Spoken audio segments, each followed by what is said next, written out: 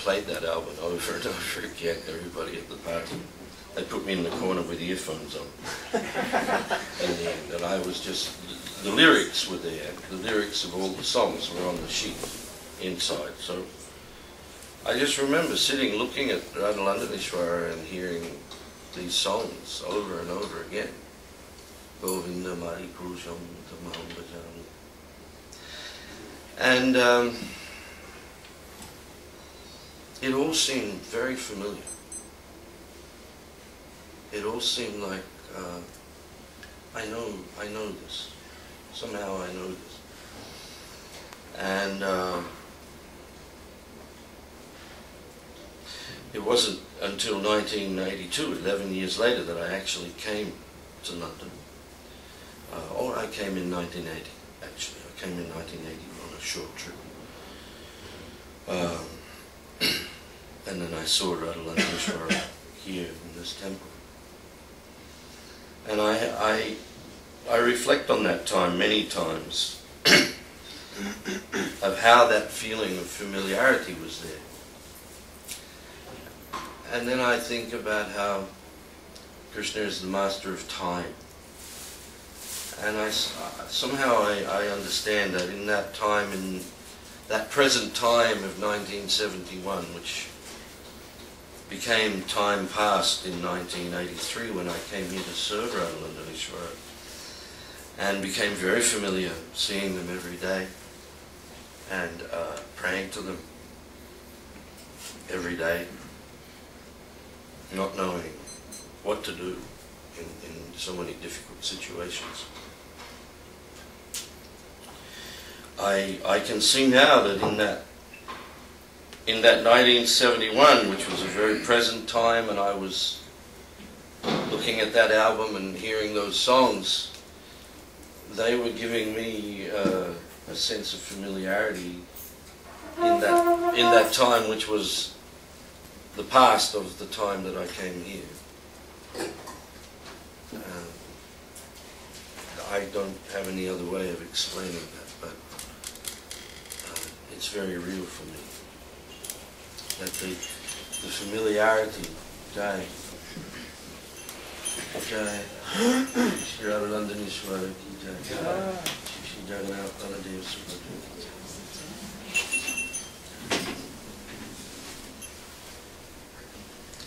Anyway, I was very taken with that album. And the person who brought it to that party, I kept asking them, if you've got that album, I'd like to borrow that album. And they kept saying to me, well, actually I've lent it to somebody else, and time passed and I forgot about it, and I moved away from there. And in 1971 I graduated from university, and I went and worked in theatre and television. And it wasn't until 1974 that I met devotees, at a time when I was really asking myself, what is the meaning of life? For my age, I was a very successful person. I'm not going into any details, but I was in a situation where I'd met success in my chosen field of activity very early, and it all seemed very hollow, very empty. And I was asking myself, what is the meaning of life? And it was at that time that I met devotees. And in Melbourne, and went to the temple one Sunday, to the Sunday feast, and then the devotees invited me to come. They said, you've got to come to the morning program tomorrow. So I went to the morning program. And then got there at 4:30, went to the Mangalati, and then somebody gave me some beads, and I just started chanting. And 7 o'clock came around, and they said, we're going to greet the deities. I'd never seen the deities. I didn't know, what is this? I actually, at Mangalati, I hadn't seen the deities. I'd stood there and there was all these pictures on the altar and somebody doing the arti, but I actually hadn't seen the deities. There's a story that when Columbus's ships appeared on the horizon and started coming towards the shore, the native Indians, they actually didn't see them. They were there, but they didn't see them because they had no paradigm to assess what this was. What are these things? So they didn't see them. So I'd seen the deities, but I hadn't seen them. So anyway, somebody suddenly says, we're going to greet the deities. And the temple was a little 2-up, 2-down terrace house in suburban Melbourne. And they'd converted the living room into the temple room, and what had been the dining room, they'd knocked the wall out and put a concertina door in, and that was the altar. So suddenly all of the devotees lined up on this side of the room in a line all the way down, and I was thinking, this is a little strange. But because I was a guest, they pushed me right to the front, and I'm standing there at the head of this line of people, wondering, what is this all about? And then the conch shell blew and the curtains opened, and in those days they used to burn huge amounts of frankincense in the altar room just before the curtains would open. So the first thing that would come when the curtains would open would be a huge billow of smoke out into the room. You couldn't see anything, just smoke. And then Radha-Vallabha in Melbourne, they have conch shell eyes. Radha-Vallabha has conch shell eyes. So very distinct. And suddenly, out of the fog, I saw these conch shell eyes. And at that moment, somebody hit a switch on the tape player, and the Govindam prayers played. Now, I hadn't heard this in 4 years. And I had no association in my mind that this was that. And it all fitted together. And suddenly I was having darshan of Radha and Krishna. And I remembered that album at that time, and that picture of Radha-Londonishvara. And I felt very happy. I felt my heart soar. As so many devotees say, and it is such a real feeling that when one comes in contact like this with Krishna, one feels like one's coming home. So anyway, very quickly after that, I joined the temple. And as I said, it was 1982 when I came to England to live. And I didn't come here with any, of course, who knows what's going to happen anyway. You don't know what's going to happen. You set off with a plan and you don't know what's going to happen. So I'd made up my mind that to come to England and marry Sarvamangala. That's a story in itself. Anyway. We'll stick to what we're with here.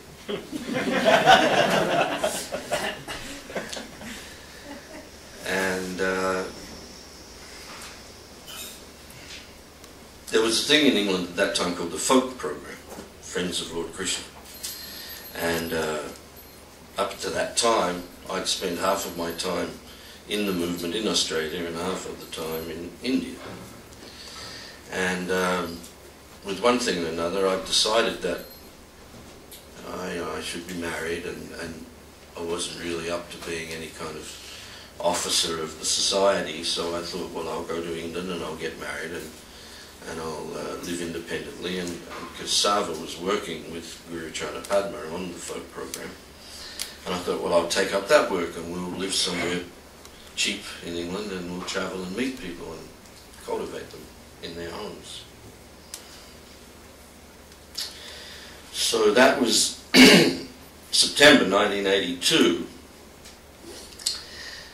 In April 1982, there had been a huge convulsion in the English Yatra, and the then GBC and initiating guru, who was also my very dear friend, Jaitirtha Prabhu, had left. And a lot of his disciples had gone with him. And by that time, in the history of ISKCON in general, the main, or the way of raising funds for the society was selling Hong Kong paintings. And this had actually bought in the probably, I think it started in 1980, really in earnest, started in 1980.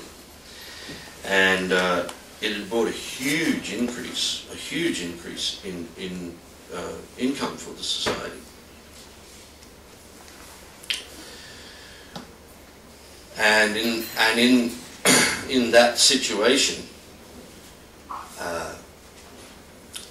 ISKCON in England had purchased Croom Court, Chaitanya College, because there'd been, actually Jaitirtha Prabhu was a very, very expert manager, a very, very cultured and sensitive man who was sent himself to England in early 1977 when the Yatra was in quite dire straits for other reasons at that time.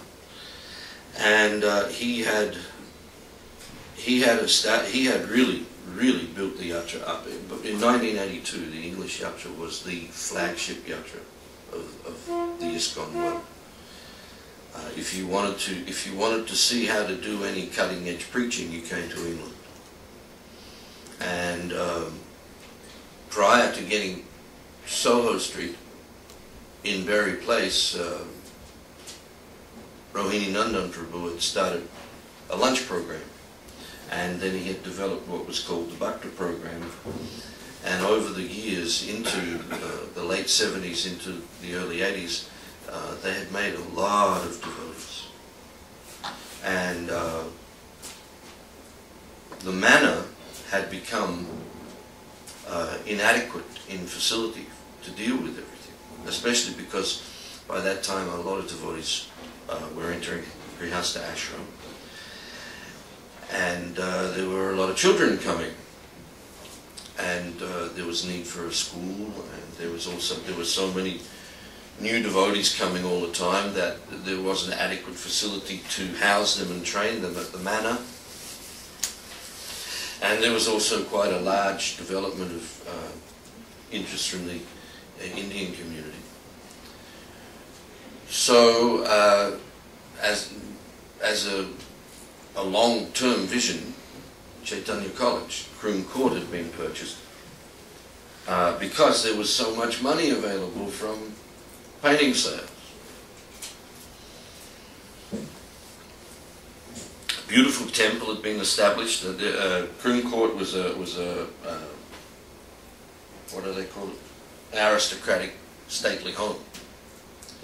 Had 40 acres of land, and a huge building and stables, very big stable buildings, and a church, had its own church on the property. And that church had been converted into a temple with Orison style paintings all around. All the walls, every single part of the walls all around had been painted in Orison style with Chaitanya Lila. And Panchatattva had been installed there. And Lord Jagannath, who had from Berry Place moved to the manor, was installed. And there was a very beautiful altar with Panchatattva, and in the background the altar was built like a rath cart. And there was Lord Jagannath and Baladev Subhadra there on the rath cart with Panchatattva dancing in front of them. Very, very beautiful. Very, very beautiful situation. But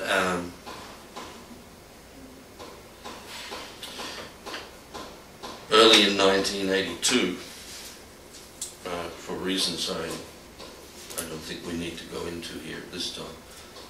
Jaitirtha Prabhu left ISKCON, and along with him he took many, many of his disciples, or they went with him. And a large majority of those people were collectors, painting salespeople. So when I came here in 1982, in September, things were in indescribable state. When I came to England, it was just the yatra had just been split down the centre. At least half the devotees had gone. There was huge financial problems.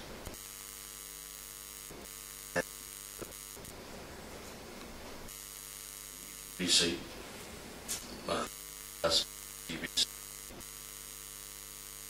It was another reason actually why I came here. I was going to come even if Jaitirtha had been here, but also Bhagavat was a very good friend from the old days when I'd been in India. I'd met all of these devotees. And so, like I say, I came to England just thinking, well, I'll get married, I'll be like a private citizen, and I'll just do this folk preaching. But you know, when I saw the situation when I got here, I thought, well, Hare Krishna. I thought, well, you know, you just got to do the needful here. So for several months I worked in the painting business. I couldn't sell anything. So I worked with the framing department and deliveries and so forth, and that went on through until early in 1983, around actually end of April. I came here one day on just a day off, and at that time the devotee who was the president, there was no president here, and it wasn't an independent temple. The English yatra at that time was a totally centralized management, and Radha-Londonishvara's temple well, was largely overlooked, frankly. It was largely overlooked. Rancho had made this beautiful temple and refurbished this entire building, which I'm sure he'll go into quite a bit of detail about when he speaks. And the temple president of Chaitanya College was also the temple president of Soho Street. And that's like about 100 and something miles between. So he wasn't here very much. He had a devotee managing day-to-day things, and a godbrother who actually Jananananda, who now Jananananda Goswami. He was here, but he didn't feel like he could do the job. He didn't feel, he was going through a time in his life when he didn't feel like he wanted to be managing a temple. So I'd never thought of it, anything like that. But somehow or another the idea captured my mind that, well, you know, it's not a very big temple, it wouldn't be too hard to manage, I don't think. And so I came down. Now the temple room was very different in those days. Of course, Lord Jagannath, Lord Balaram and Lady Subhadra weren't here, they were at Chaitanya College. And this pillar that was here, there was actually two pillars. So that there was about maybe a 4 or 5 foot gap between. Sometimes you can still see it, there's a little bit of a rise in the floor where the other pillar was. This was solid wall, there was a door in the corner, and what is now their lordship's altar was the transfer room. And the staircase came all the way down. And we'll get into a few more details. It's changed a lot here. But Prabhupada's Vyasasan was on an angle here, just by the edge of Radha-Londonishvara's archway to their altar, Prabhupada's. The ashraya was on a little angle there, so where Prabhupada was sitting was that whole area. This little room wasn't here, so that whole area was open across the back in that L shape. So I came in and I took darshan of the Lord of Radha-Londonishvara. I stood up and I was looking at them, thinking, oh,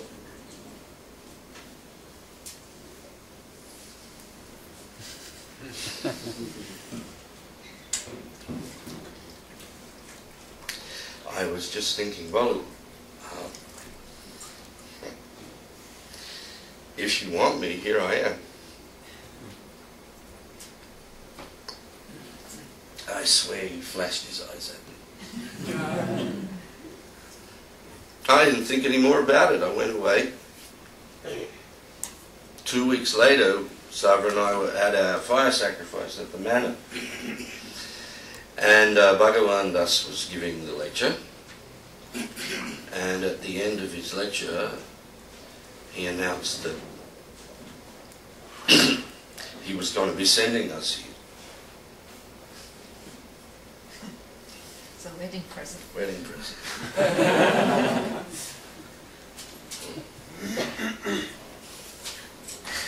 So 2 weeks later we were here.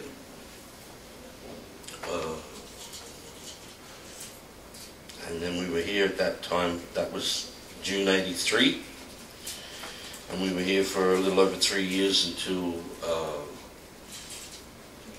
end of August, I think, end of August 1986. When another major convulsion took place in the English Yatra, when Bhagavan left, Bhagavan Das left. And just before he left, he had asked me to, and I really argued the point with him because I didn't want to do it. Well, on the one hand, I did want to do it. He wanted me to take up a ministry for congregational preaching. And we developed some congregational preaching while we were here in those 3 years. But he was American and I'm Australian. And, you know, my culture comes through Britain. And the American system of government is that the president can make anyone a minister, whoever he likes. He can just make anyone a minister in his government. He doesn't have to be an elected member of the Congress. Whereas in the British system, you become a minister because you're an elected member of the House. So you have a constituency, and then you take up a ministry. And I was arguing, well, this is my constituency, because anyway, we'll come back to that. Well, that's in the first 3 years, yes. So when I came here, there was a Pujari and his wife, Dhenupalaka Prabhu and Amoa Moa. Dhenupalaka Prabhu has since passed on. And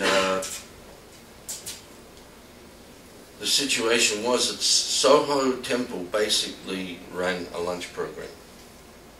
And there were basic service to the Lord, dressing in the morning, dressing in the evening, 6 artis, 6 offerings a day, and a lunch program. And that was it. Oh, and the restaurant, of course, the restaurant. But the restaurant was under a separate management at that time.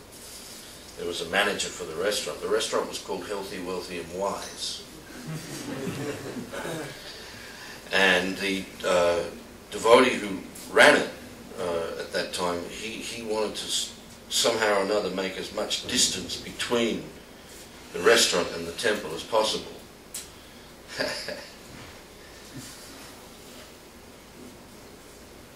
Fat chance. But anyway, there was no reception. There was a doorway to the street, which was the doorway for the temple. And what is now the reception, and most of the basement was restaurant. We actually closed the restaurant. Well, when I came here, we nearly got shut down. There'd been a health inspection, and there was such a long list of things to be fixed that I didn't think we were going to do it. But anyway, we got through that. But there were only about 8-10 devotees here. And I used to get a petty cash check, £750 a week, and we used to run everything with that. Didn't have a bank account. We used to cash the check over at Lloyd's Bank. We'd have cash, and we'd just do petty cash.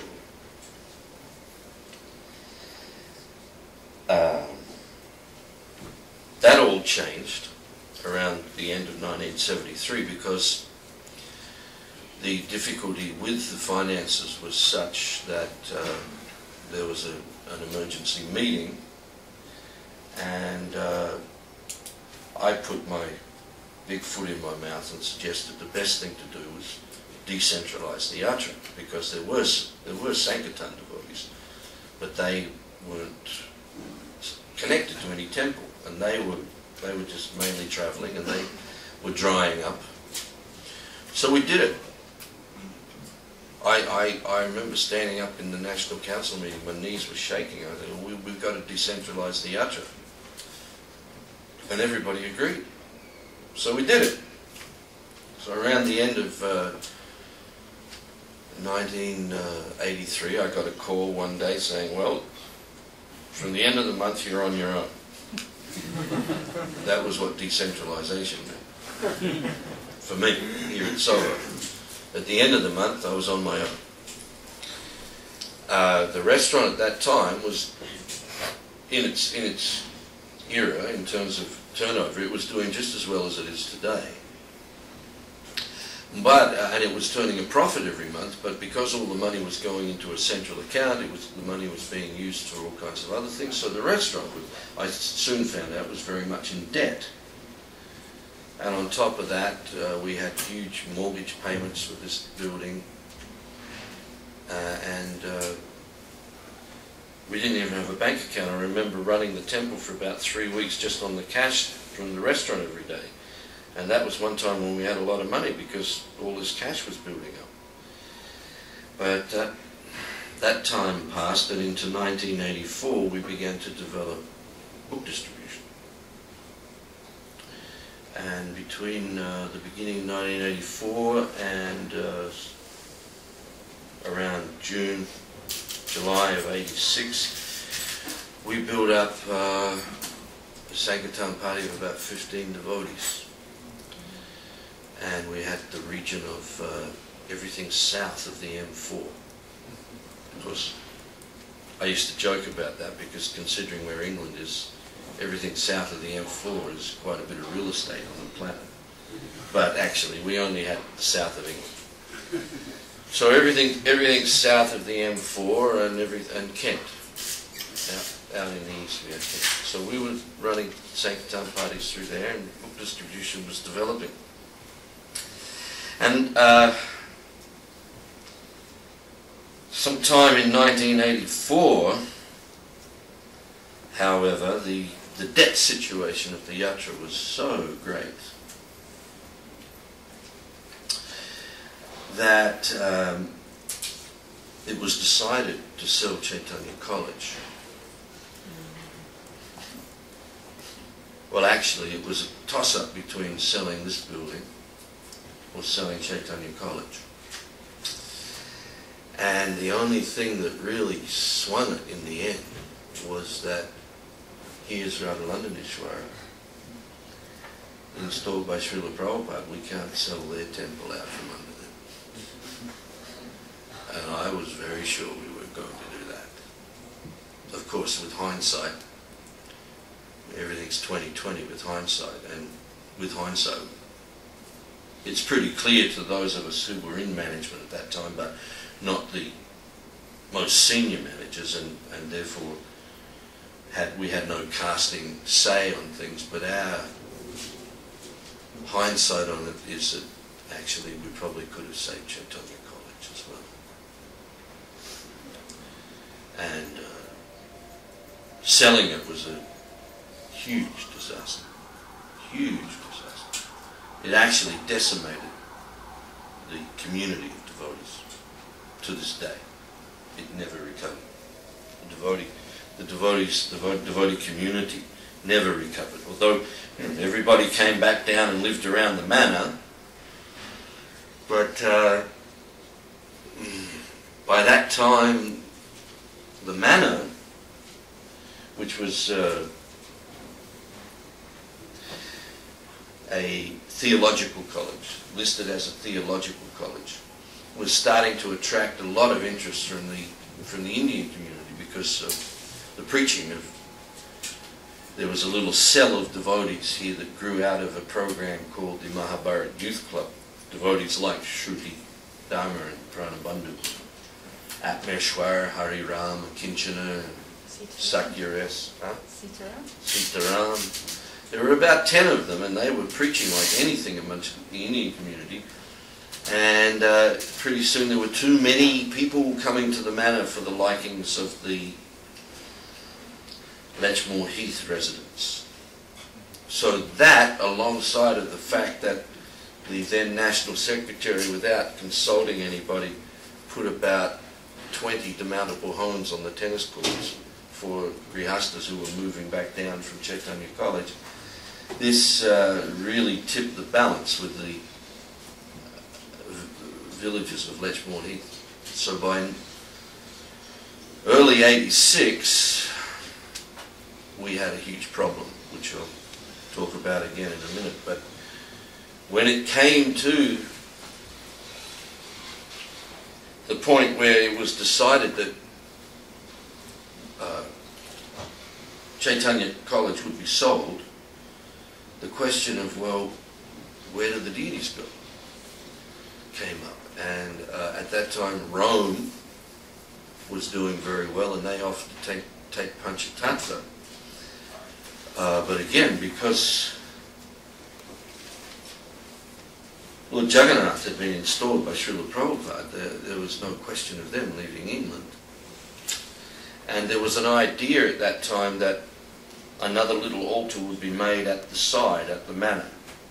So when you're taking darshan of their lordships at the manor, there's this little alcove there where they have the sound equipment and the seat under the window and the doorway into the pujari room. There was an idea that somehow or another there could be an altar there. And I couldn't see that. For the life of me, couldn't see that. I just kept seeing Radha-Londonishvara at Berry Place with Jagannath on the altar above them. Now I thought, well, we can't put them above them here, but maybe we can put them next door. So I went up to Chaitanya College and I prayed, especially I prayed to Lord Balaram, you please, you bring Lord Jagannath back to London. Again, then I didn't think about it again. A couple of days later, I got a call from the National Secretary. He said, you better get ready, Bhagavat, Lord Jagannath's coming back to London. And that was 5 weeks before Rath Yatra in 1984. So Rancho had come here as the vice president, and Rancho's a very, very capable man, as you can tell by what's being done here. So I called Rancho and I said, hey, we got to get an altar ready in 5 weeks. And he had a man, what was his name? John, what was John's name? John, that's it, like, John was an East Ender, That's it, like, you know, like everything. But he and his son, yeah, he used to say it all the time. That's it, like, you know. And John was one of these people, you know, he could turn his hand to anything. Rancho had known him for many years, since Berry Place days. So he called John in and his son, and at that time, now we'll go back a little bit to the description of the place. The floor above, when I first came here, the floor above was a very large room, because this room down here was where all the Lord's altar paraphernalia was, and the transfers were done down here. There was a very small room upstairs for making up trays and some outfits, but they were stored somewhere else outside of the building as well, weren't they? I can't remember that too clearly. But there was a sewing room with outfits on the floor of the ladies' ashram. The large room at the end was the sewing room, which is a great tradition of Sri Sri Radha-Londonishvara's temple. From the very first days, there has been a sewing room in Radha-Londonishvara's temple. And many, many, many, many beautiful outfits have been produced. This outfit today is made by Lima Shakti, homemade outfit. This outfit is a homemade outfit by Mother Lila Shakti. Yeah. It's called a snowflake outfit. The snowflake outfit.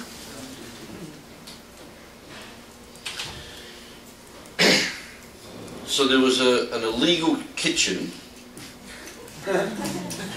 in the corner there, where the lunch program prasadam was cooked, because, as I said, the fellow who was running, the devotee who was running the restaurant, he didn't want any connection between the temple and the restaurant, and originally all the cooking was to be done in the restaurant kitchen, but he didn't want that, so there was this dirty little kitchen there. And this room upstairs was one big room which was used for the lunch program. So it was a very aggressive program, the lunch program. Little cards were given out every morning on the street, and people would be told they could come here, £2 all they could eat, and we would sometimes have 50, 60 people here for the lunch program. And actually those lunch cards, for years later, I would have people sometimes show up with a card that they got 6, 7 years before. They'd just been carrying it around with them, and then one day they came. So there would be a talk in the temple room, and then and while that was going on, somebody would be serving out plates of prasadam upstairs, and at the end of the talk, 60, 70 people sometimes would go upstairs.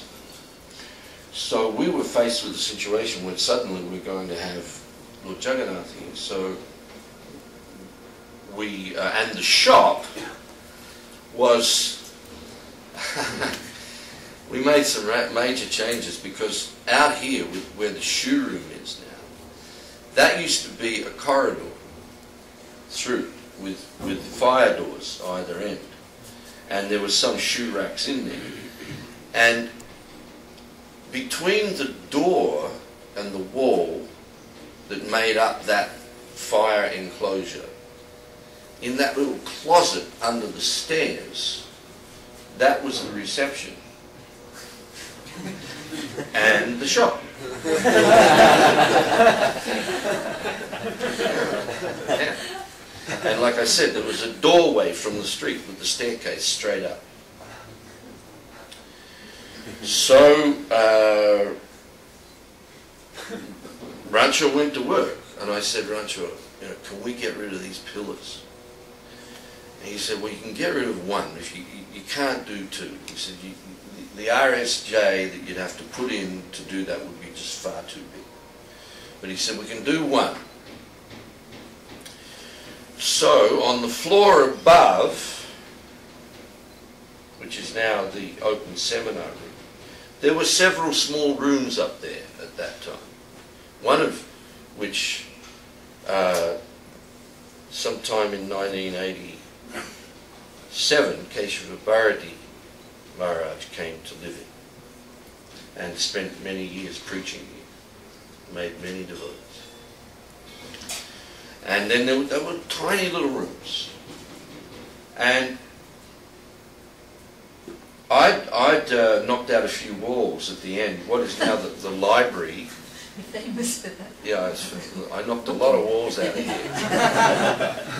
And I got rid of that pillar. But I'd made a larger room there. What is now the temple, the library, and another little L-shape. It was an L-shaped room that came out again. There was a corridor straight down the centre of this, like on all floors. Everything was sealed with the fire doors. So there was a corridor down the centre, and on the other side there was a small room that looked out over onto the back of the building. I'd made that into a bedroom and a bathroom for visiting sannyasis, and made a bigger darshan room, which I also used as an office. So we carried Radha-Londonishvara up these stairs into that room, and that became their room for the next 5 weeks while Rancho went to work here. There was no marble on the walls. There was no gold leaf, silver leaf on the Lord Singhasan. It was a very dark wood, very dark, light-absorbing wood. And it was just a plain plaster wall, painted. So Rancho managed to get all this built in 5 weeks, get this whole new archway put in, a new altar built, marble put on the walls. A devotee called Chaitanya Singha did the gold leafing and silver leafing. Rancho had this cubicle made here, and this Vyasa-san made for Srila Prabhupada, and we made that room there for what it's still used for now. 5 weeks. On Rath Yatra Day, they, the same old thing. They were bringing Lord Jagannath up the stairs, and we're just mopping the floor. Finished, just finally got it finished.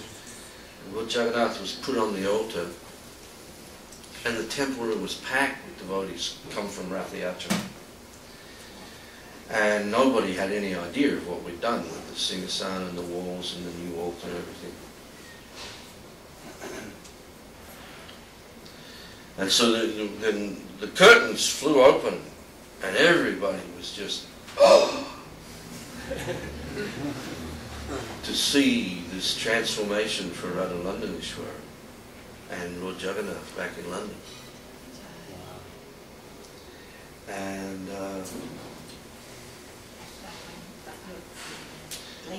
we had, there was a window there, or there's a window right next to Lord Balaram, and it was getting cold that time of year, it was starting to get chilly.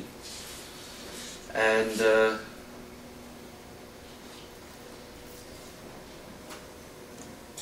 we hadn't put any kind of double glazing over there, but that's one thing we'd overlooked. And at that time, Sarva and I were living here in the temple. So I was in my office, sleeping on the floor in my office, and the next morning I was just waking up. You know how you just wake up and then sometimes you just drift off a little and you're kind of awake, but you're not awake. And all of a sudden it was like I was standing on this tundra of ice, just stretched out as far as I could see. And then Lord Balaram, just up out of the ice, Lord Balaram came up like this, right in front of me. And I heard this voice say, Lord Balaram's getting a cold. And I realised, oh, we didn't put anything by that window. So I was up and dressed and down here in the shop, and I stood all through Mangalati looking at that and realised we've got to do something. So we made some arrangement there. So things, as I say, that was 1984, and things went on. I think you should say something. Do you want to say anything? Yeah, this time. This time. I don't know what time we're supposed to finish. Well, if she gets started, we'll never finish. Actually, I get tongue-tied, that's not true. you have any reflections from those? Well, I just, well, we're talking about the deities and everything that happened, and Vilasini came here, and she made a big contribution to the deity worship. It's really pucker. She ran a tight ship, and it was a very nice team. I think what came up for me when I was thinking about coming today was that the devotees who were first here, who started this temple, I remember once hearing Shamsundar saying, we all just fell in love with Srila Prabhupada. When I joined, suddenly, those devotees had gone to India. Is it too loud? No. Well, they'd gone anyway, they weren't here anymore, but the legacy remained of that mood of joy and love. I remember everybody who used to talk about the devotees who'd been here before, and in particular about Jamuna. It seemed like the devotees really loved the people who had introduced them to Srila Prabhupada. And I think that's something that's always been in this little temple. It wasn't too big. And I feel that there's that legacy is continued of, you know, when you serve Krishna together, you develop a really tight bond. And Radha-Londonishvara seemed to bless us with that we have that loving connection between us when we serve together. I remember hearing Prabhupada say, if you throw stones into water, you get concentric circles. And if Krishna is the center, then none of the circles clash. So we were lucky to have a small circle of devotees that we served with here. There was a real loving network. I don't know if any of them are watching this. Keep forgetting there's that camera there, but it seems irrelevant somehow. But if they are watching and coming to the celebration, I think we all really still feel very connected at Radha-Londonishvara's feet. If I had been a bit more fortunate and come to the temple when I first saw devotees, that was I think in '69 at the Microbiotic Restaurant. I think that was a time when you were at John Lennon's, I'm not sure. But it was around that time you were looking for a temple. Because I think you looked at the church on Bishopsbridge Road, opposite, just near the Microbiotic Restaurant, I'm not sure. Anyway, it was my good fortune that, I know Shamsundar remembers it a little differently, that he thought I came hysterically up to you on Oxford Street, but it was actually on Westbourne Park Road, just near the Macrobiotic Restaurant. I happened to see you. I was hitching a ride to Manchester after the Pink Floyd concert, I think. And you know what condition I was in, I won't go into it in detail now. But I was just so lucky because I looked out of the window of the car because we were going past that Macrobiotic Restaurant, and I saw Shamsundar. So by his grace I came to Radha-Londonishvara's feet. And it's because of that mercy of Radha-Londonishvara and Srila Prabhupada that those, I feel those early devotees imbibed that mood of, you know, whoever you were, you deserved a chance. And so thank you again. I'm always telling you that every time I see you.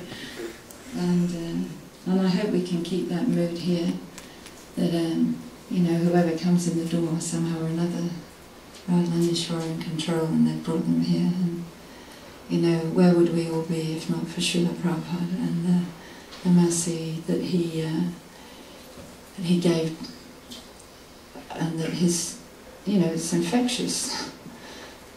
Love and mercy, pretty important.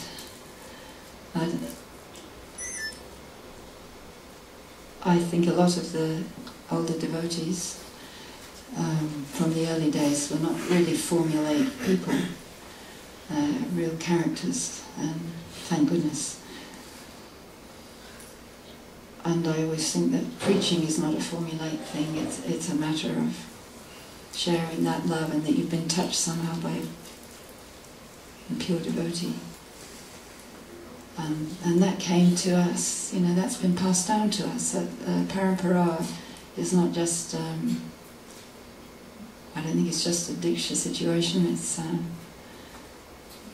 Prabhupada's instructions aren't just formulaic either. When you practice them and you're in the process of Krishna consciousness, it changes the heart, and then you're able to give that love and mercy to other people, and hopefully share that amongst ourselves. So that's what I feel when I'm in front of Radha-Londonishvara. And to be here with, well, we're relics, we're old relics coming back. You know, there's a couple more celebrated relics. That's wonderful. I always think of things in dribs and drabs. I'm not as fluent as you. Can't even read.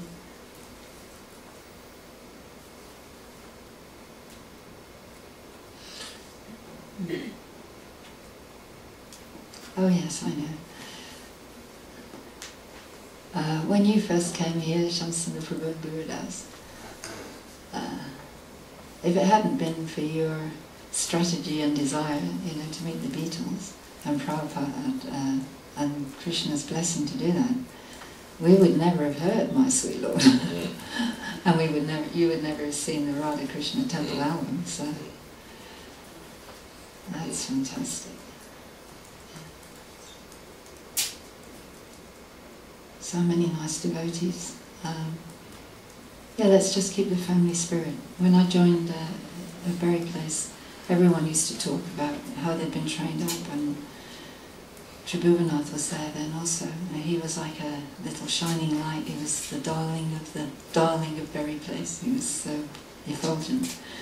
And Balagopal and Dhananjaya, but the deity worship, essentially, that was a real parampara from Jamuni Prabhu. We're old fogies, we call everybody Prabhu. And I'm looking at this outfit today that Leela Shakti made with the homemade crowns. And that was a feature, I think, Radha-Londonishvara, when they were installed, they had homemade crowns that Yamuna made. So nice that there's, it's a lovely thing when you have people sewing together for Radha-Londonishvara, and guests who come, they will have a little piece to take home that they could sew at home. So there's a plug for ongoing homemade outfits. Did you have anything else came to mind? Well, I like what you were saying there. I was always told that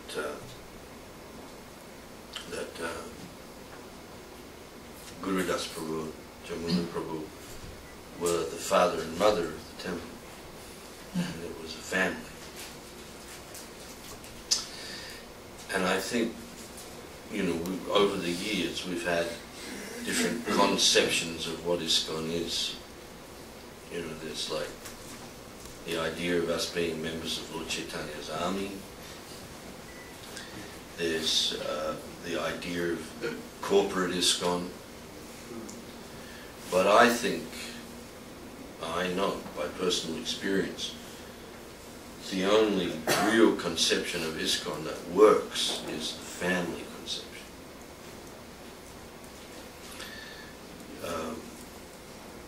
Srila Prabhupada treated his ISKCON right from the early days as a family. It was a family. Things had to be done, management had to be there. Things had to go on in an orderly fashion. But underpinning everything was the idea that this is a family affair. And especially here in London. Especially here.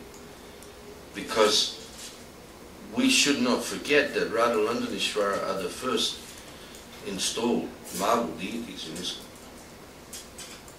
And just think that Radha-Londonishvara have stood now in London for 40 years, giving such an intimate darshan. Such an intimate darshan. Actually, we see that has led to some sometimes quite difficult situations to deal with them being so accessible and so close. But on the other hand, when Sava and I came here, we always remembered that point, that the Guru Das and Jamuna had run the temple like a family. So we tried to. Yeah. Well, we didn't have kids, so we were lucky. We didn't have kids. Here. Maybe if we hadn't been here, we would have. Yeah, well. Very stressful time. But we had a temple full of beautiful children, beautiful young devotees. Some who have gone on to do very wonderful things. Rupa Raghunath joined here. Jailadita's here today. Jailadita is here today. She did a wonderful service as a pujari here. Jagannath. Oh, Vimala's been here since practically when we came. Vimala came.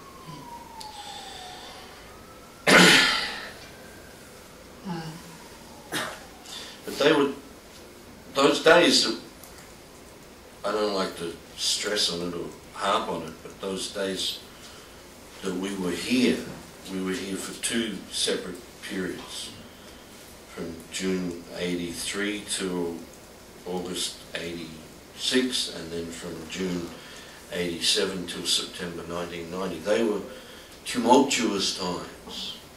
Tumultuous times. And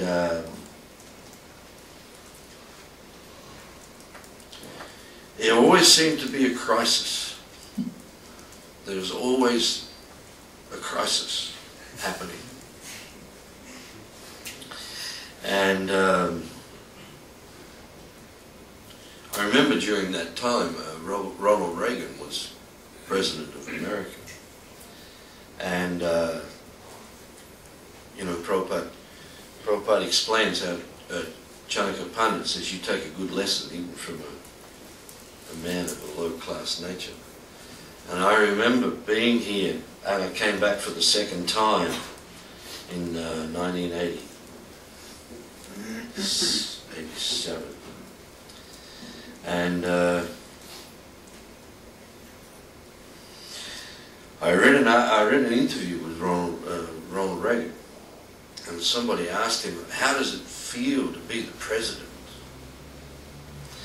And he said something which just struck me very deeply in terms, and now again with hindsight, having not been here for 20 years, I see the deep meaning of what he said. He said, oh, I don't think anybody becomes the president. He said, I think the presidency is a stewardship that one has the privilege to take responsibility for some time. And that's how I see my time, our time here. Was such a privilege to be here, to serve Radha-Londonishvara in such a personal way, in such difficult circumstances. And we came to realize very deeply how we're part of a very great whole, of a very great family. And this family, it's at the stage it's at now, and it will go on into the future. But the real head of this family, the real heads of this family, we may come and we may go, but Radha-Londonishvara and Srila Prabhupada, they go on forever here. And the privilege of being able to serve so intimately with such receptive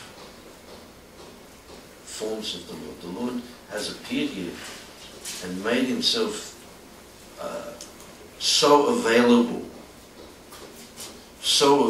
in such a loving way. One cannot help but feel love for Krishna by serving Radha-Londonishvara. I think Prabhupada said all of the deities in ISKCON are actually expansions of Radha-Londonishvara. And when to this day, still, when Krishna says, you think of me, I think of Krishna, I think of this smiling boy's face.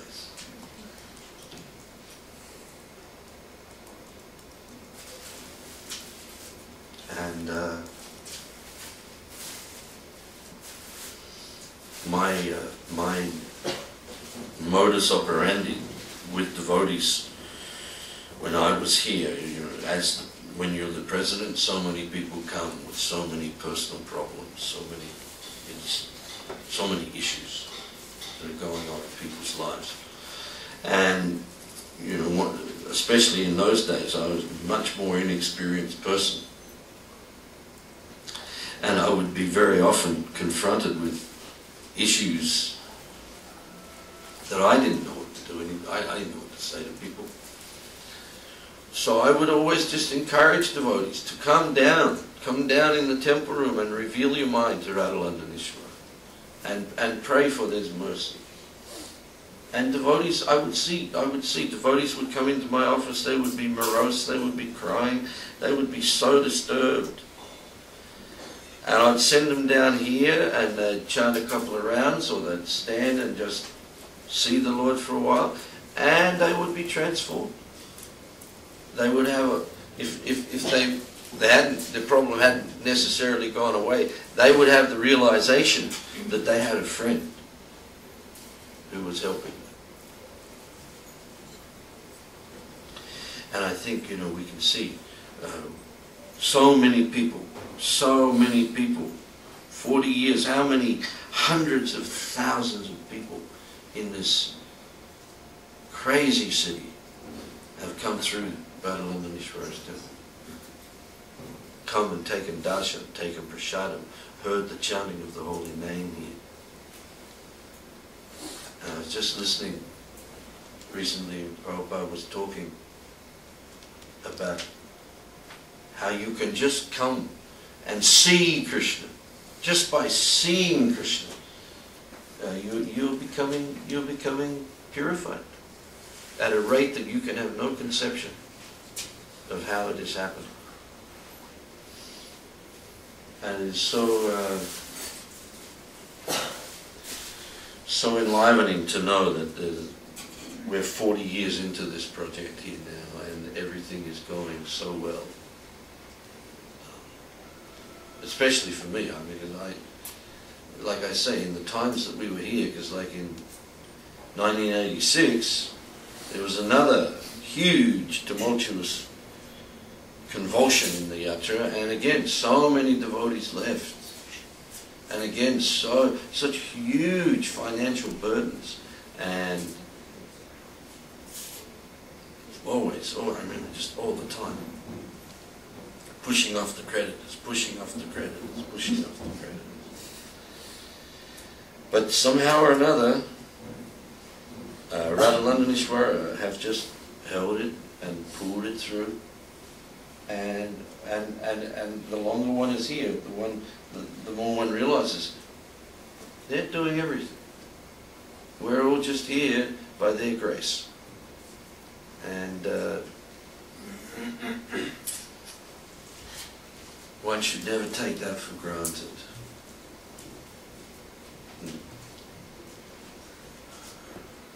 There's a song that says, I once held mountains in the palm of my hand, rivers that ran through every day.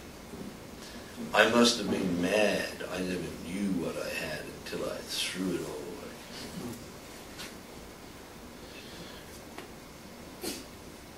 away. Radha-Londonishvara are very, very merciful, but take a tip from one who knows. Don't take it for granted.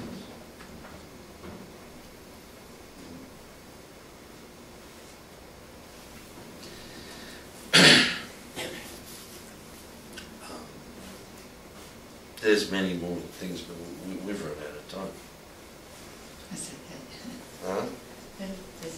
There'll be more years. We'll come back at the 50th. Yeah, we'll come back. We'll come back in 10 years.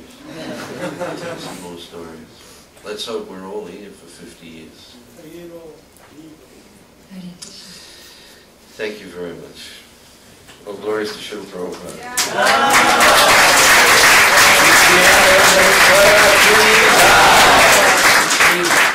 Jagannath Baladev Subhadra ki jai. Shri Giri Govardhan ki jai. Shri Gaur Nitai ki jai. Grace Bhagavat Ashraya Prabhu ki jai. Sarvamangala Mataji ki Jai. All the assembled devotees ki Jai. Family. Remember, family, family, family. They used to say, I remember when I was a boy, there was an evangelical Christian saying, the family that prays together stays together. So we can translate into what ISKCON is. ISKCON is the mission for going back home, back to Godhead. So the family that preaches together reaches together.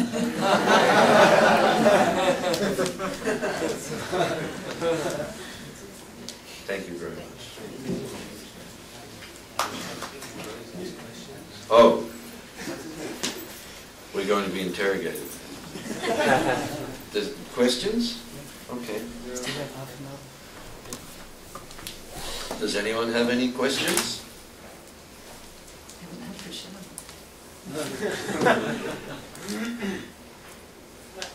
Sri Sri Radha-Londonishvara das.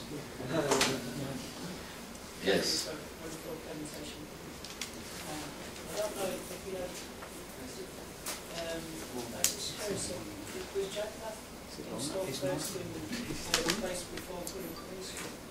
You'd have to ask Shamsun.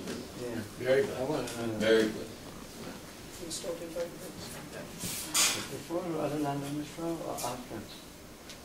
Or at the same time? After. How long after? Were you worshipping somewhere else before that place? You were sculpting. You was.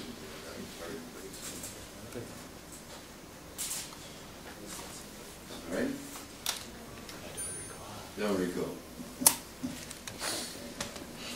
Bhavati will know. She gets you. Bhavati or She'll know. Yeah. Are there any other questions? Yes. Yes. Just I want to know more about the mood of family and about, at that time, did devotees feel a duty of care towards one another, and how is that manifested? And then the second part of that question is, how can that mood be revived practically? How you just do it. You do it. You take time to look people in the eye and ask them how they are. You take time to go out of your way to somebody who you see is suffering. You encourage everybody in their service. And love is a verb. So we have to love.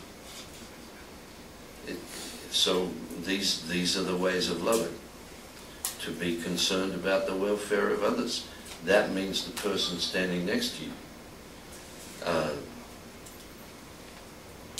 Be prepared to support people through their difficulties. Try to be non-judgmental. Yes, Prabhu. If you don't take care of your community, how can you preach to others? So you have to take care of the devotees within, and then you can reach out to others. If your own backyard is not clean, then you can't reach out. International Society for Krishna Consciousness means the devotees. Without the devotees, we don't have a society. So everyone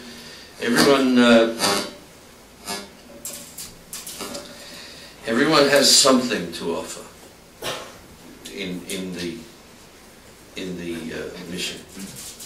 And it is really, it's a leadership issue. It's if you're going to be the leader, then you have to be concerned about your people. Because without your people, who are you going to lead? You've got nobody to lead. So people, it's a difficult thing when we slip into niyamagraha, when we become too much concerned for rules and regulations for their own sake, rather than be concerned about the people who are endeavoring to follow the rules and regulations. And my experience is the first issue is to understand very clearly that whoever comes through that door has been brought here by Radha-Londonishvara for a reason. And if you're going to be a faithful servant to them, then you can't allow your own agenda to get in the way. So, being genuinely concerned about the welfare of your fellow devotees and being prepared to go out of your way to be supportive and be helpful, and be careful about being judgmental, because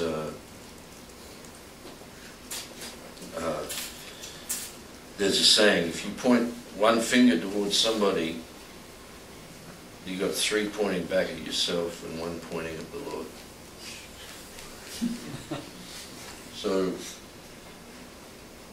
we have to be very careful in our dealings, and the essence of our life is to redevelop our love for Krishna. And Krishna is never alone. Krishna is always with his devotees. And Srila Prabhupada used to make the point, if you love me, then you love my dog. So every sincere devotee thinks of himself or herself as some kind of dog. But the quality of a dog is that the dog is always faithful to the master. So if we want to be faithful to Srila Prabhupada, then we have to follow in his footsteps. And I think, again, Guru Das Prabhu and Shyam Sundar Prabhu, especially being devotees from such early days, understand that this is how Srila Prabhupada worked. He was always lovingly concerned about others, to the point where I was in Vrindavan in 1977, Srila Prabhupada was lying on his deathbed, and devotees would arrive to see him, and he would say, "Oh, so you had prasadam? You have adequate facility?"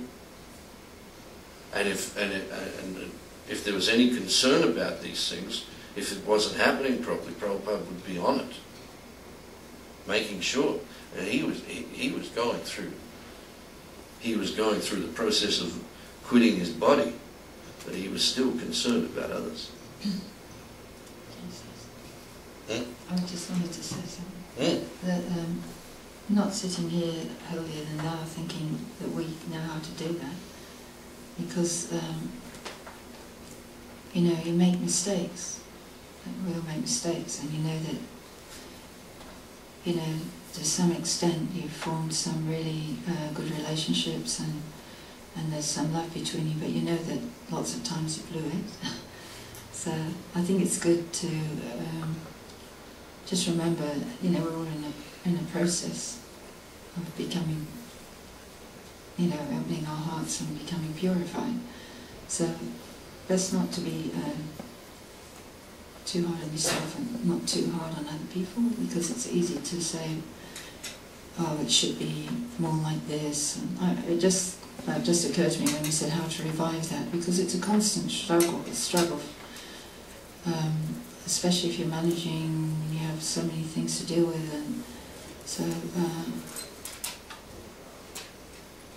I think if there's if you ever have a feeling that that's not happening, then if you start making it happen in your own dealings, or rather than maybe like he was saying, pointing a finger or thinking this could happen more wisely, you know, and try.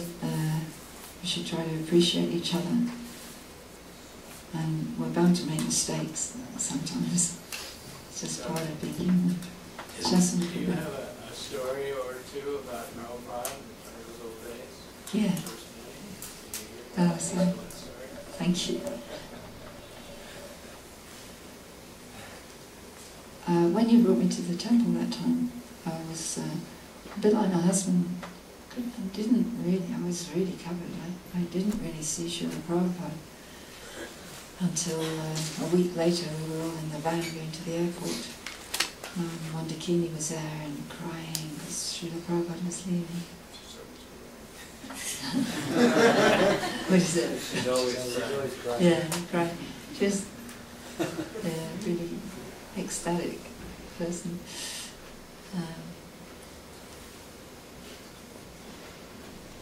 So I was really worried I wouldn't get to see Srila Prabhupada again, that he'd gone and I hadn't really been able to have a proper exchange. But he did come back. You have a story from when he came back? Yes. You're in that one too. You brought Prabhupada back early from Rathi Ashraya. I think it was 73. And I think you went downstairs to get some water for Srila Prabhupada. And I always wanted to touch Srila Prabhupada's feet. I always tell this story because I love it. And there's only, I had been staying back to serve the deities, and Prabhupada came for darshan, and then when he was going out, his slippers were there. So I got to put Prabhupada's slippers on and feel his beautiful, soft lotus feet on my hand. So actually got touched by Srila Prabhupada. Prabhupada's feet touched my hand. And then I had more association with Prabhupada in Bombay, really. I got to go in Prabhupada's quarters and make his breakfast and just kind of hang around like a little, I don't know, just be there. Shantaras. Open the shutters, shut the shutters, give people prasadam, and just kind of hoping that one day I would be able to be Prabhupada's personal body servant. So, and when Prabhupada left the planet in 77, I had just been back in England for 6 days. So for me that was, having seen Prabhupada in his quarters and had some more personal association and seen the way he interacted with people and how his servants were with him, that was a very big solace, even though it was in separation, but to actually serve Srila Prabhupada. He said he would be eternally residing in Bhaktivedanta Manor in his quarters. So now I've got a service of trying to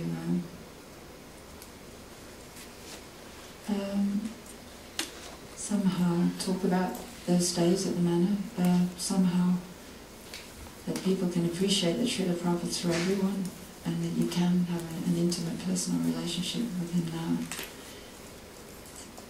in many ways.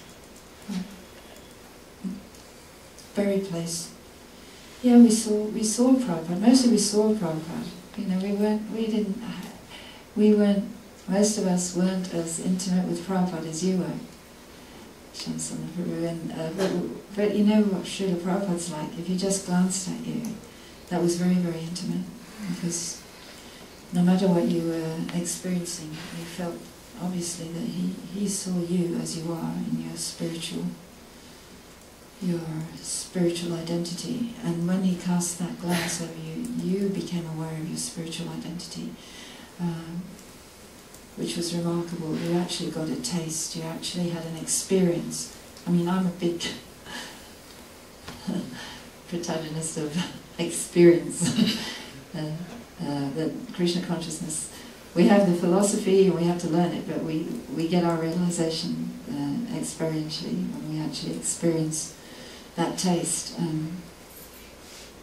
Just being in Prabhupada's presence and experiencing for one moment in time maybe that you are a spirit soul, hearing the holy name in Prabhupada's presence, being with other devotees in Prabhupada's presence had a certain potency. It was almost as if Srila Prabhupada is carrying the whole spiritual world because he's always with Krishna. And in that bubble you have a taste of what it is to be in relationship with other devotees, in the presence of the Lord and in the presence of the pure devotee, and you have a taste of that you're not this body. So that is what carries so many people for so many years, that you've had that taste. And you know that. There are many ways of knowing. You can know through reading, you can know through hearing, and you can know through just being in this process for one moment in time. It's so potent. We used to sit outside Srila Prabhupada's room at Berry Place, just hoping we'd see him when he was going to the shower. You know, nowadays that would seem so inappropriate, you know, but somehow we weren't thinking of Prabhupada as a sannyasi, we were thinking of Prabhupada as a supremely lovable person. And any chance you could get to see him and his beautiful golden form, nobody was thinking, well, you can't see Prabhupada in a gamsha. Nobody was thinking like that, you know.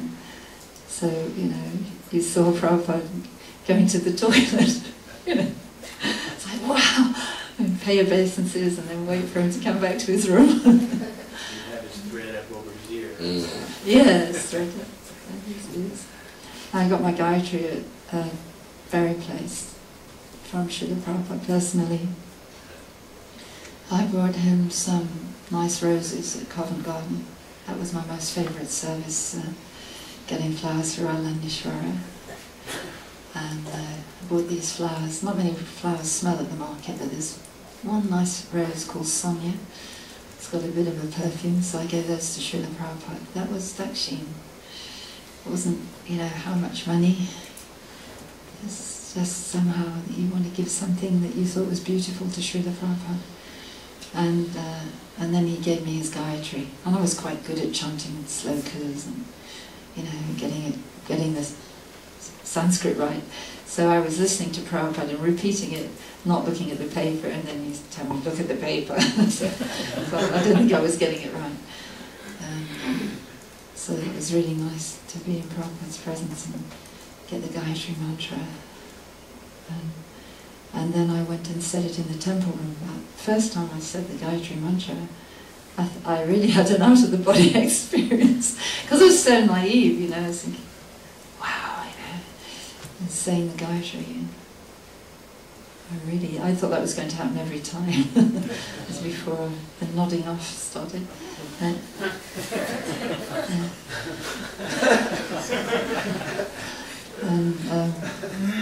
we also got to go to engagements with Srila Prabhupada. We once went to a man called Morgan Bhai Bimjiani's house. That's when Kaushalya was here. And we all sat around the table with Srila Prabhupada. It was so nice. It wasn't just like one place where Prabhupada was sitting, people running in and out, serving him, you know, and he was so accessible. That was what was so wonderful. I always think of Srila Prabhupada like that. And in Bombay as well, I used to go in his room every night to listen to darshan and to help greet people. It was so easy to feel you're part of it. It wasn't some dividing line according to gender or status. You know, this is our Father, this is the person we love, and He's giving us this opportunity. So just go for it at any possible opportunity. And I think that's still there now. You know, that's why I'm really hoping at the manor when, you know, as we get the mood a little bit more, the etiquette that these are Prabhupada's rooms, he lives here eternally, that all the congregation will go in there and they'll see Srila Prabhupada and they can do some personal service and they'll feel that same bliss I really think that Prabhupada is present. He's here now. Yeah. There were other things. I don't want to take too much time. One time we hung out a flower banner outside. It was when it was when Prabhupada first came back after I thought I was never going to see him. He'd been in Africa. And I made a flower banner and we hung it outside the sewing room at the front of Berry Place. After we had to take all the laundry in so Prabhupada wouldn't see that hanging out. And I made this banner that said, Jai Srila Prabhupada. And sure enough he looked up and saw it. And just such a little gesture of the head or the hand, you immediately felt that reciprocation. So nice. I hope we can carry that in our hearts, and that even we may not be great people, if we see people trying to make a little effort to serve Krishna, that, we can reciprocate with them. And that somehow, even though we may be ordinary people, the extraordinary fact that we were touched by Srila Prabhupada and that Krishna's running the show, that if we give, that if we smile and reciprocate, somehow that mercy will come through, because we're all supposed to be representatives of Srila Prabhupada. So, and I think it works. I know it works. Because we're persons, and that's what we've been given, and understanding that we are personals. We are persons, and we are eternal servitors of Krishna. So that's my prayer, somehow that we'll be able to keep doing that we'll be able to keep connected with Prabhupada and be personal with other devotees.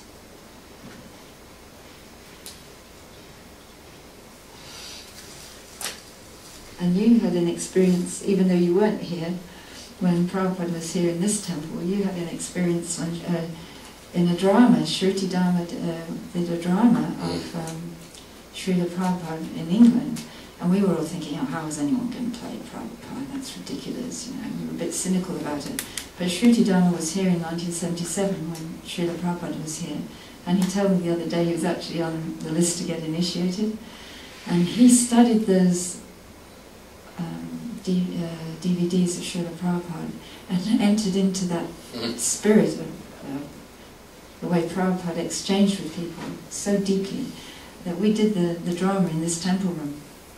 And Neela Shakti gave the Charanamrita, and it was called Prabhupada's Coming.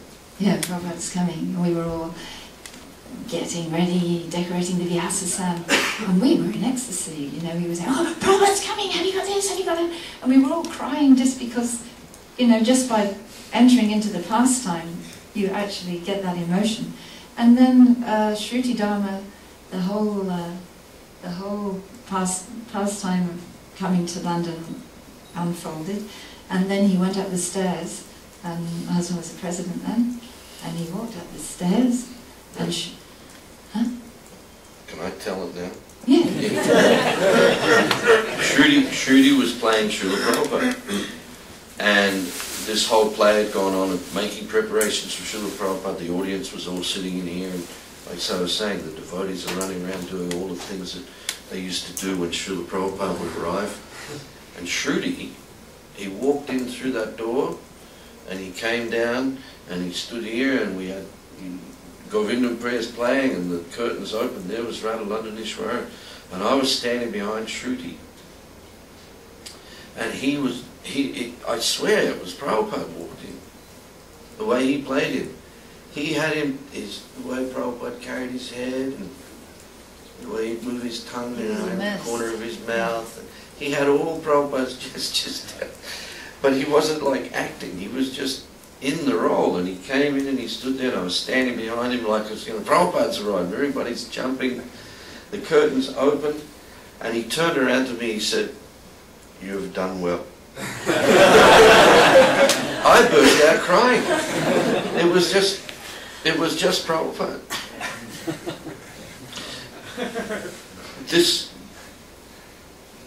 stories of Srila Prabhupada from people who were with him are just priceless things. And you know, the facts are that 25, maximum 30 years from now, there won't be any more Prabhupada disciples left on the planet. And not too long after that, Prabhupada's grand disciples won't be here. So, you know, the word of mouth stories are very important, and the written stories in Guru Das's book, Hayagriva's book, so many books to read now. But for me, I think we also need to, all of us, mine this rich vein of hearing Prabhupada's voice. How many people listen to lectures by Srila Prabhupada, or room conversations, or morning walk conversations? Do you feel you have a relationship with Srila Prabhupada? Yes. Just by hearing his voice. You put those little earphones in your ear, the Bhagavatam class starts, and Prabhupada goes, so, and you're there. Prabhupada, you're there with Srila Prabhupada. And so much wonderful footage now being put into this Following Srila Prabhupada anthology with so many beautiful stories by devotees who were there at the time that footage was taken. This is such a, I mean, in the history of any Vaishnava Sampradaya, this has never been available before, where such a great acharya has come and conducted himself in such a humble way, but left behind such a treasure in sound. I wanted to go back to this point about loving relationships, because Sava picked up on something that I did mean to say today, and I'm glad we have this extra time, because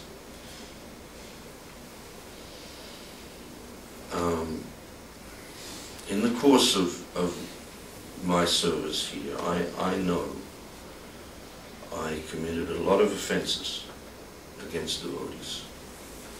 And so I wanted to use this opportunity for those, I guess, who are watching more than those who are here, to offer my heartfelt apologies for any offences that I may have made against anyone who was serving here, or anyone I had anything to do with while I was here. And I beg your forgiveness for those offences.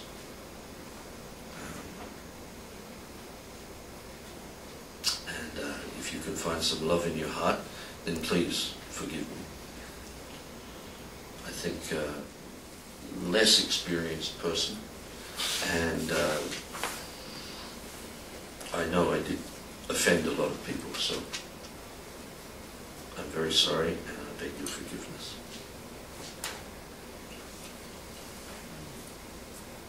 That covered me as well.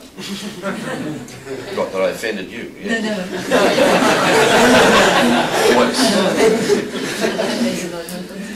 People here as well, probably, not just people who might be watching. Sorry? I was saying probably offended people who are here as well as people who might Yes. be watching. Anyway, you did the best you can. Very well. That's it, I think. I think that's it. Right, you know. Hmm? I had one question. Yes.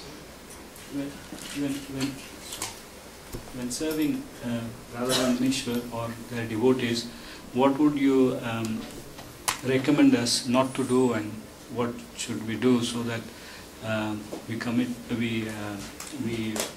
continue doing this service for long term? We see a lot of people who come here, serve and then leave. So in terms of serving long time, both of you can share your experiences with us so that we continue doing service here year after years.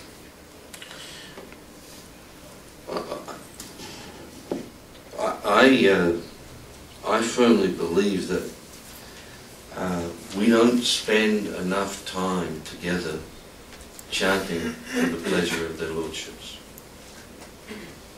Simply sitting as a family and chanting the holy name while taking darshan of the Lord.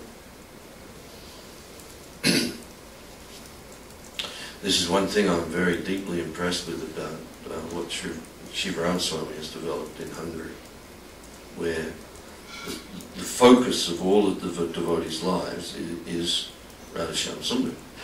So the more we make Radha-Londonishvara and their pleasure the focus of our lives, and the more time we spend doing the basic activity that Srila Prabhupada gave us to do alongside of the deity worship, and that is to chant the holy name of the Lord. So I think more time in the temple room together chanting, kirtan. That's my take on it. I do that.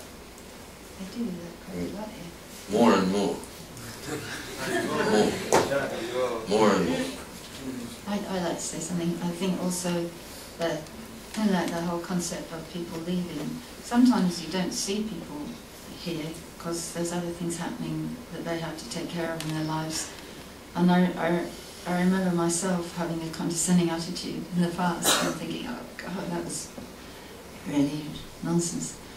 You know, it's like you see someone and you've not seen for a while and you think, oh, I better give them some more, quick. And, and I've heard people say things like that you don't see people from one year to the next. But the family extends beyond people who are living in the temple, and people are engaging in service. So now we call it Namahata, we used to call it folk, but Radha-Londonishvara's influence and mercy spread a long way. Adelaide, South Australia. Yeah. And when I was in Australia, you know, it was Srimati Radharani's picture on the wall that I prayed to every day. So I think we always have to, you know, to try not to make a big distinction. I know I understand where your question's coming from, but it brought to mind that we shouldn't think in those kind of, you know, we have to stretch the parameters a little bit so we're not thinking some people are in and some people are out, or because you don't see someone that they might not be worshipping, chanting, or... And even if, you know, I know one devotee who used to be Pujari for Londonishvara who haven't managed to contact for the anniversary, and who I know is homeless at the moment. But that service, you can't tell what's going on in the relationship between Krishna and another devotee. So, yeah, we have to do what we can here, and we also have to stay in relationship with anybody who has a desire to, or who we know is in relationship with Radha and Krishna, and somehow, you know, our whole purpose is to become a servant of the devotees. Not that I'm here and that person's not serving, but let me serve that person. And I've always been pretty resilient physically, and this year was the first time I think I got sick in my life, and I was thinking I'd be coming here a lot and doing lots of service, and Radha-Londonishvara is so kind, I couldn't come all the time, and I got a little bit of service helping with the anniversary. And it is so nice that there's people everywhere wants to come. Everyone wants to come to this celebration to see Radha-Londonishvara, or see devotees who serve Radha-Londonishvara with them. And their influence is so fantastic, you know. It's like, so I think that to me was a really strong indication that you know, Radha-Londonishvara pulling everybody in, so that for our benefit, so that we can realise that the loving network is it's a very big net Londonishvara casts. Memory is a very important thing. Actually, our fundamental problem is we forget. We've forgotten Krishna, and we forget and we forget and we forget. But like Sav was saying, so many people have been to this temple over the years and done service and visited, given donations, whatever. There was one little man there used to be a post office next door. And there was one little man used to work in that post office, and he used to come every morning to greet the deities and offer a flower. And then he would go. You'd only see him then. But I don't know now whether if he walked in anyone would know him. So There is someone still coming, who's it goes. yeah, maybe the same man. But the point I'm getting at is we need to remember people. We need to remember people. You know, even football clubs honour their past players. Not just their past players, but their, you know, the guy who rubbed the players down before they went on the ground, the guy who, you know, carried the drinks out. They're all remembered.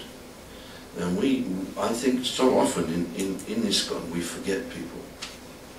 And we're too like, he's in Maya now. Yeah, well, he might be, but, you know, he wasn't. He was, or there's even that story of Prabhupada walking on the beach in Juhu one morning, and Giriraj said to him, Prabhupada, I really enjoy all the activities of Krishna consciousness, but sometimes I just forget Krishna and I'm in Maya again. Prabhupada looked at him and said, you are always in Maya. So we're in Maya. We're in Maya. And the problem of being in Maya is that we forget. But horrible things can happen to people in this world just because we're devotees. Doesn't mean, Prabhupada says in one lecture on the teachings of Queen Kunti, when Kunti says, when we had all the difficulties, you were with us, and now you're going, the difficulties are over, and you're going, bring back all the difficulties. And Prabhupada is talking there about all the things that the Pandavas went through. And then he says, even, just think of Devaki, what she went through. He said, don't think terrible things can't happen. And we've seen so many terrible things happen. Just like with Jaitirtha Prabhu. But he was a wonderful devotee. He did wonderful service to Srila Prabhupada. But Maya got him. It doesn't mean he's a demon. But we tend to forget these things. And we categorize, you're in or you're out. And the Bhagavatam's full of stories of great devotees coming up against great difficulties, but it's not the end of the story. Because they're devotees. And just like, for one reason or another, Shyam Sundar Prabhu and Guru Das are not here anymore, Savra and I are not here anymore, don't think you're going to be here forever. Something will happen. Up to the point of dying, something will happen. And you will be somewhere else, remembering Radha-Londonishvara and remembering the time that you spent here in their service. So memory is very, very important. For history is based upon memory. If we forget, then there's no history. So remember the good qualities of the devotees. Remember their good service. See the good in others. In the year after Srila Prabhupada departed, there was a commemorative BTG came out in the month of November, and there was an interview there with Tamal Krishna Maharaj, and he was asked, what did you think was Srila Prabhupada's greatest quality? And he just instantly said he could see something good in everyone. He would overlook oceans of fault and see the good in somebody and bring them forward. He said we would be trying to keep people away from Srila Prabhupada, and he'd push us out the way and reach down to that person because he'd see something in them. So to see the good is the issue. To see the good in people. And remember that. Remember the good things. Remember the good things. Good evening. Haribo. Thank you again. Thank you very, very much. much.